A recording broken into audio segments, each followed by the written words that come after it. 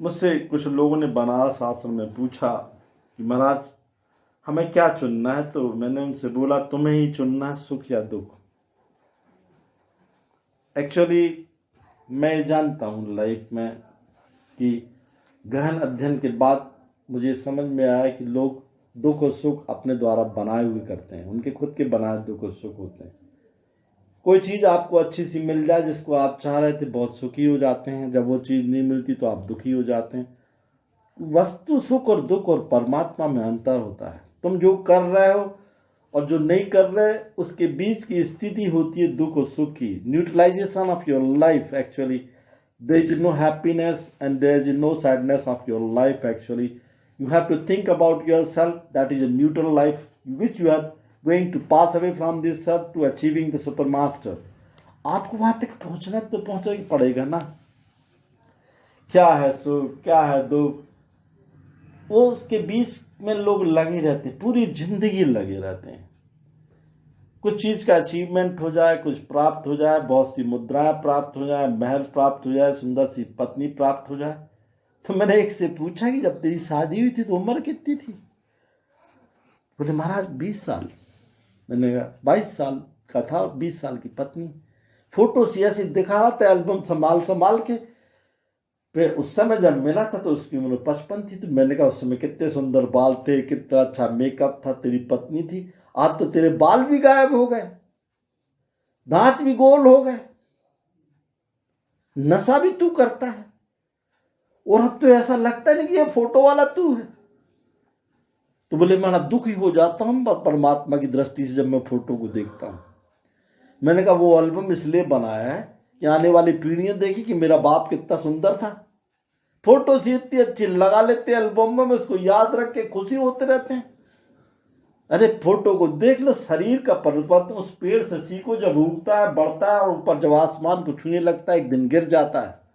जब वो भी सूख के काटा हो जाता है, जब वो भी गिर जाता है, तो तुम ना गिरोगे क्या? ये तो सोचो तुम कर क्या रहे हो और किस बात का सुख। सुख इसलिए कि संसार में सब कुछ मिल गया, जब नहीं मिला तो दुखी हो गया। ये तुम्हारी कल्पना है, परमात्मा की नहीं। परमात्मा ने सबको एक सा भेजा है। मैं अस्पताल गया, विभिन्न विभिन्न प्रकार के बच्चे पैदा हुए थे, हर एक धर्म के थे, सब एक से दिख रहे थे, उनमें कोई डिफरेंस नहीं था। All boys and girls those born in the hospital, they are when they born they are looking the same. किसी की बॉडी पे कुछ धार्मिक चिन्ह नहीं देखा मैंने। मुझे तो ताज्जुब हुआ कि जब ये सारे चिन्ह नहीं है, कुछ नहीं, तो हम इसको विभिन्नता से क्यों मानते हैं? ये दुख हमने स्वयं बनाया है, ये सुख हमने स्वयं बनाया है। और दुख और सुख के बीच की जो गति होती है वो मोक्ष की गति होती है। जब when you neutralize your life, दुख और सुख में जब न्यूट्रल हो के बीच में बैठ जाओ। तो उन्होंने मुझसे प्रश्न किया, प्रश्न तो गंभीर था कि इतने सारे योगी नागा बैठे हुए हैं, औघड़ बैठे हुए हैं। तो मैंने कहा कभी शमशान में बैठा है मेरे साथ? रात का बहुत अंगोरा था। मैं गौरी घाट शमशान में साधनाएं करता था, बहुत से सांप भी वहां लिपट जाते थे। वहां पे एक राजू नाम का व्यक्ति था जो शमशान में जलाया करता था, वो भी वहां से उठ के चला जाता था। राजू मुझसे रोज सवेरे पूछता था कि महाराज आपको दुख नहीं लगता यहाँ बैठने का?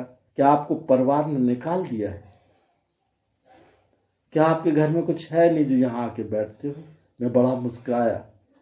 मैंने वो घर में तो सब कुछ है, पर मैंने घर ने मुझे नहीं निकाला, मैंने घर को छोड़ दिया, क्योंकि मुझे वहां खोजना था कि परमात्मा है कहाँ।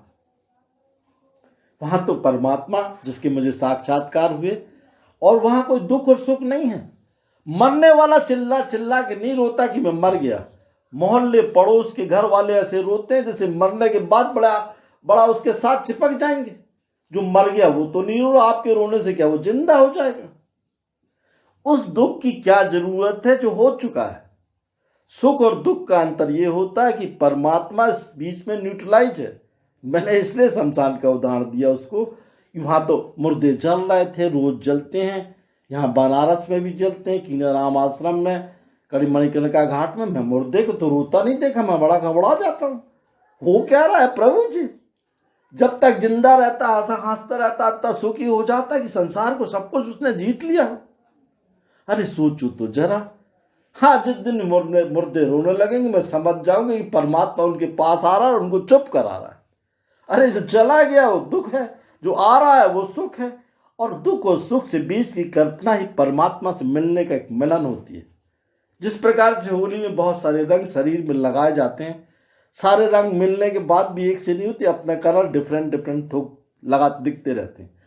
वो जब कलर आप में नहीं मिल सकते, जब आपकी दृष्टि नहीं मिल सकती, जब आप लोग को सोच नहीं सकते, जब दुखों में दुख के शामिल नहीं हो, रोने से दुख हो जाएगा और मिलने से सुखी हो जाएगा, ये संभव नहीं है। इसको हमको प्रत्येक दिन सोचना होगा कि वो है क्या और उसके लिए हमने किया क्या है। He must be realize himself कि हम दुखी क्यों हैं। वो चीजें जो यहाँ आई थी, हम लाए क्या थे, कभी सोचना मैंने उसको समझाया नहीं। बच्चा पैदा हुआ था, मैंने देखा गहने पहन के आया नहीं था, या उसके नाम पे रजिस्ट्री नहीं थी किसी बिल्डिंग की। वो तो उसने यही कमाया और यही चला जाएगा। That is actually philosophy of the life. You know what I am saying to you. वो जिंदगी का एक सोचने का तरीका है, plus negative and positive. Neutralization is a life. वो लाइफ है उस परमात्मा के मिलने के लिए। सब चीज से विमुक्त हो जाओ, विरक्ति को प्राप्त कर लो और हर एक क्षण परमात्मा को ध्यान रखो। परमात्मा तुमसे निश्चित मिलेगा। मिलेगा क्या, वो तो आपके अंदर है। जय मां। मुझसे